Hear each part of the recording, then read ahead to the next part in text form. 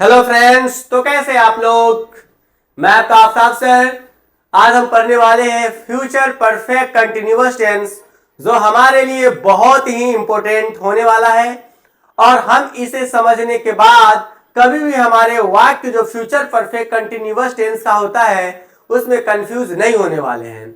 आपने अगर सारे टेंस के वीडियो को देख लिया है तो आज जुड़ जाइए और आज से अभी से आपको फिर से फ्यूचर परफेक्ट कंटिन्यूअस परफेक्ट में कभी भी दिक्कत नहीं होने वाला है।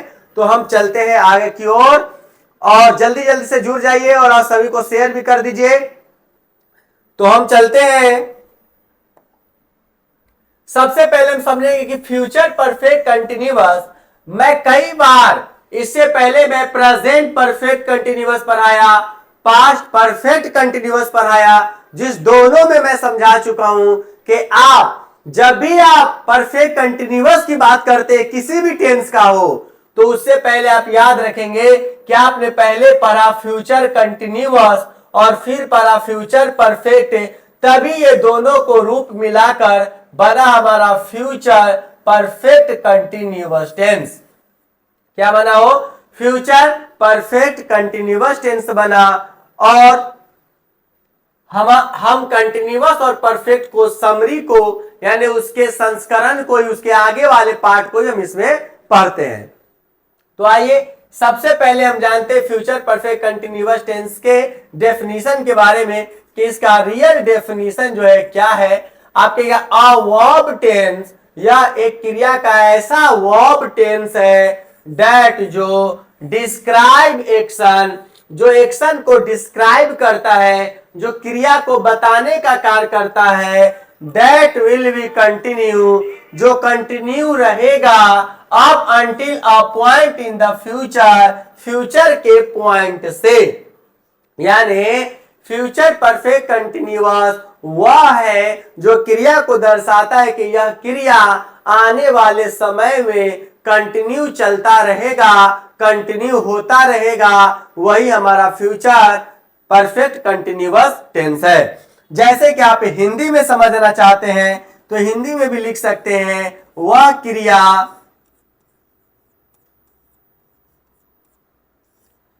क्रिया जो भविष्य में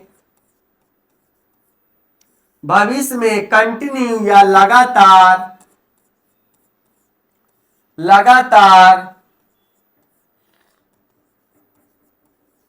कंटिन्यू चलती रहेगी। या बहुत सारे बच्चे ऐसे या शिक्षक यूज करते हैं होती रहेगी, कंटिन्यू होती रहेगी। तो वह क्रिया जो फ्यूचर में कंटिन्यू रहेगा, आने वाले समय में कंटिन्यू रहेगा, वह हमारा होगा क्या? तो वह हमारा होगा फ्यूचर परफेक्ट कंटिन्यूअस टेंस। जैसे अगर आप इसके हिंदी में पहचान करना चाहते हैं तो आप कह सकते हैं कि इसकी हिंदी पहचान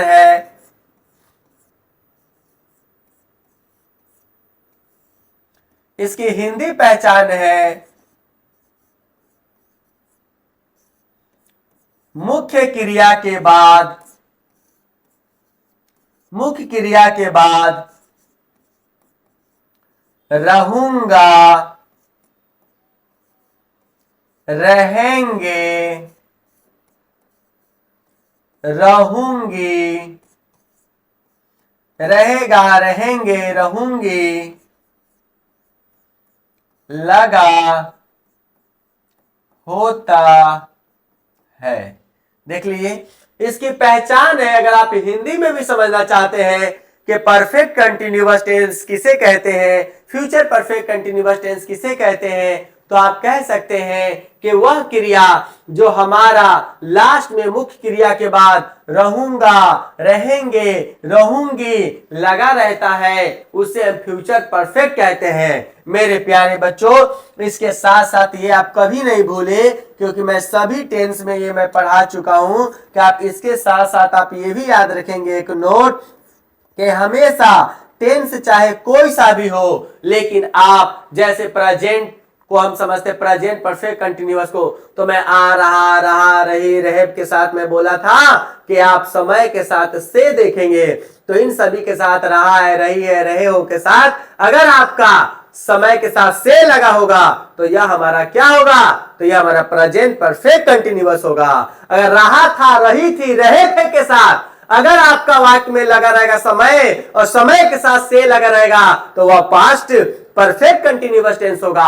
अगर आपका रहूंगा, रहेंगे, रहेगी के साथ समय दिया है और समय के साथ से दिया है तभी आप समझेंगे कि यह हमारा क्या है, फ्यूचर परफेक्ट कंटिन्यूअस टेंस है। जैसे यहां पे आप याद रखेंगे नोट में कि रहूंगा, रहेंगे, रहूंगी के साथ समय के साथ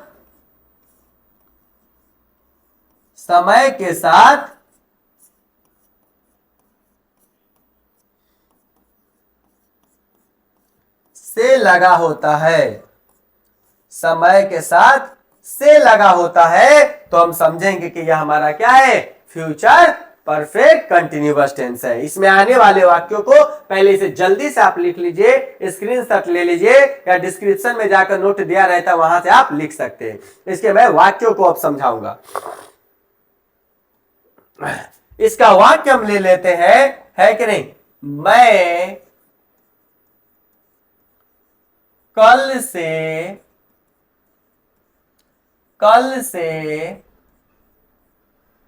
पढ़ाता रहूंगा। मैं कल से पढ़ाता रहूंगा। मेरे प्यारे बच्चों यहां हम लिख सकते हैं आई शैल हैव या आई विल हैव भी लिख सकते हैं। तो हम शैल ही हैव लिखते हैं, I shall have been, I shall have been studying और टीचिंग, पढ़ाता रहूंगा तो टीचिंग और कल से। तो यहां पे ध्यान देने वाली बात यह है कि यहां पे जो है हमारा कल से है, समय के साथ से लगा है तो फ्यूचर परफेक्ट कंटिन्यूअस है। लेकिन एक बात ये भी याद रखनी है कि यहाँ पे सिंस टुमारो ना होकर फ्रॉम टुमारो होगा। अभी मैं इसका स्ट्रक्चर पढ़ाऊंगा तो मैं बताऊंगा कि क्यों हो गया यह सिंस से, क्योंकि निश्चित समय जो होता है निश्चित समय में लगता है सिंस और अनफिक्स टाइम में अनिश्चित समय में लगता है फॉर। लेकिन मेरे प्यारे बच्चों जब फ्यूचर में आपको समय के साथ दिया होगा तो आप सिंस के जगह जो है फ्रॉम यूज करना होता है। अभी हम स्ट्रक्चर में बताएंगे। तो ये या मैं दूसरा एक और एग्जांपल ले लेता हूं। तो मैं 5 घंटों से दौड़ते रहोगे। तो आप कैसे बनेगा, बनेगा you will have been running. 5 घंटों से अनफिक्स टाइम है तो 4-5 आवर्स। ठीक है, इसी प्रकार का वाक्य इसमें आता है ना, वह सुबह से नाचती रहेगी। तो हो जाएगा she will have been dancing since morning ना होकर हो जाएगा फ्रॉम मॉर्निंग। और मैं बहुत अच्छे से समझा चुका हूं पहले आप लोग को कि सिंस कब यूज होगा और फॉर कब यूज होगा। ये फिक्स टाइम में यूज होता है और ये अनफिक्स टाइम में यूज होता है। ये प्रेजेंट परफेक्ट कंटिन्यूअस के लास्ट वीडियो में जाकर आप समझ सकते हैं। लेकिन फ्यूचर में सिंस न होके फ्रॉम यूज हो जाता है। ठीक है, तो इस प्रकार का वाक्य इसमें आता है। जैसे मैं कल सुबह से पढ़ाता रहूंगा, तो हो जाएगा I shall have been teaching from tomorrow, तुम 5 घंटों से दौड़ते रहोगे। You will have been running for 5 hours, वह सुबह से नाचती रहेगी। She will have been dancing from morning. तो जल्दी से इसे लिख लीजिए, फिर आगे की ओर हम चलते हैं। अब इसके पहले स्ट्रक्चर को हम बात करेंगे, ठीक है।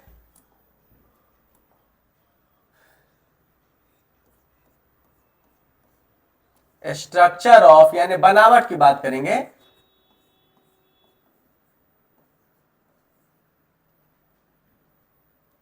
Structure of future perfect continuous tense, यानी किसकी स्ट्रक्चर की बात हो रही हो, तो फ्यूचर परफेक्ट कंटिन्यूअस की बात हो रही है कि बनाना कैसे है।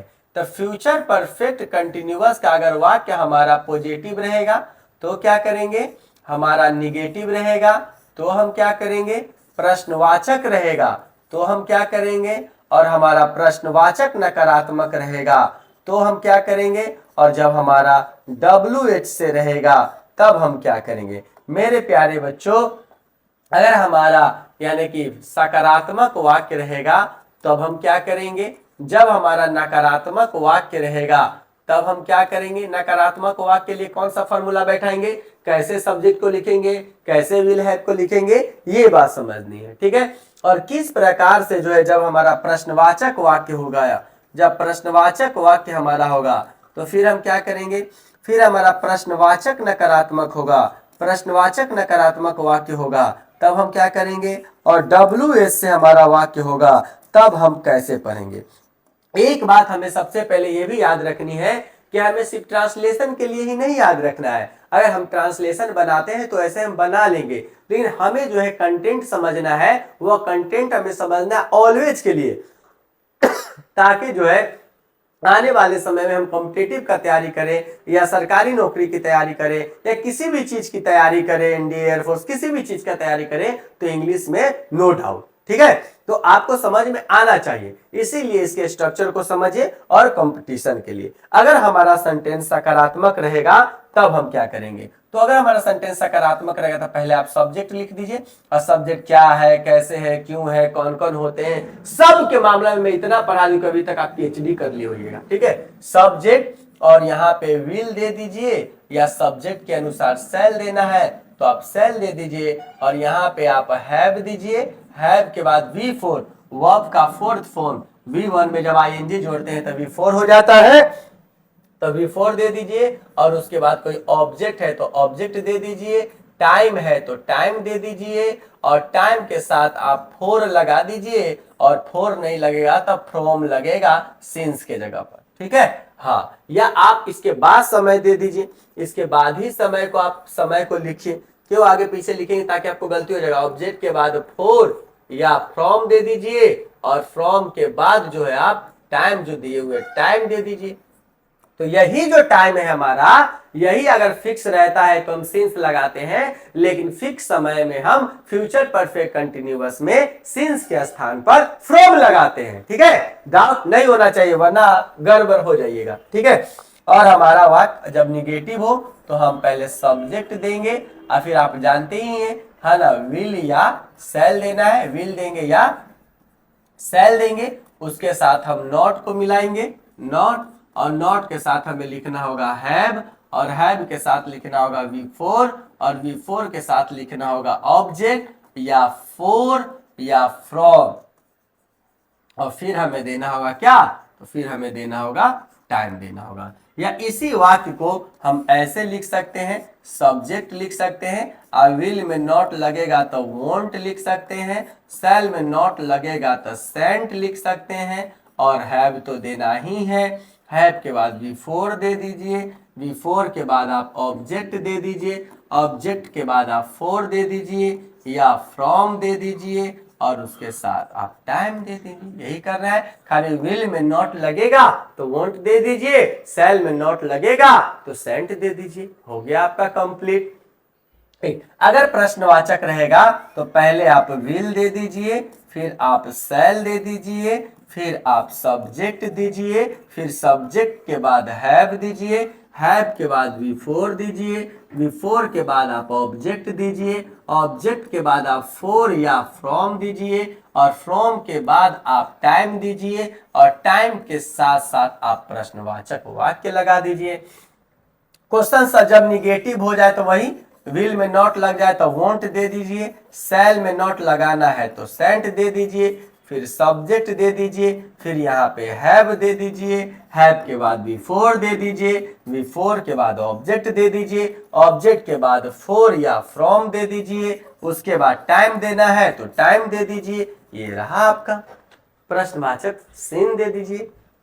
WH, तो यहाँ पे WH कब क्यों कैसे पहले दे दीजिए, विल या सेल में से एक दे दीजिए, सेल के बाद आप सब्जेक्ट दे दीजिए, सब्जेक्ट के बाद आप हैव दे दीजिए, हैव के बाद आप बिफोर दे दीजिए, बिफोर के बाद आप फॉर या फ्रॉम दे दीजिए, फ्रॉम के बाद आप टाइम दे दीजिए, है कि नहीं। और या बिफोर के बाद अगर ऑब्जेक्ट है तो आप ऑब्जेक्ट भी दे दीजिए, कोई दिक्कत नहीं। ये होता है फ्यूचर परफेक्ट कंटिन्यूअस टेंस का बनावट। तो फ्यूचर परफेक्ट कंटिन्यूअस टेंस का जो आपका बनावट है, ये आपका स्ट्रक्चर रहा कि वह सेंटेंस अगर हमारा नकारात्मक होगा तो हमें क्या करना है, सकारात्मक होगा तो क्या करना है, WH होगा तो क्या करना है। इसी पर हम 2-3 क्वेश्चंस भी बताए हैं, और जैसे जैसे इसमें वीडियो ऐड होता जाएगा फ्यूचर परफेक्ट के, एक ही नहीं है ना, इसके फिर अगला देखिए, अगला देखिए, अगला देखिए, एक जब आपको टेंस समझ में आ जाता है तो फिर उसके आने वाले बाद का भी पॉइंट को आप समझिए, ताकि आपका क्या होता रहे, क्लियर होता रहे। ठीक है,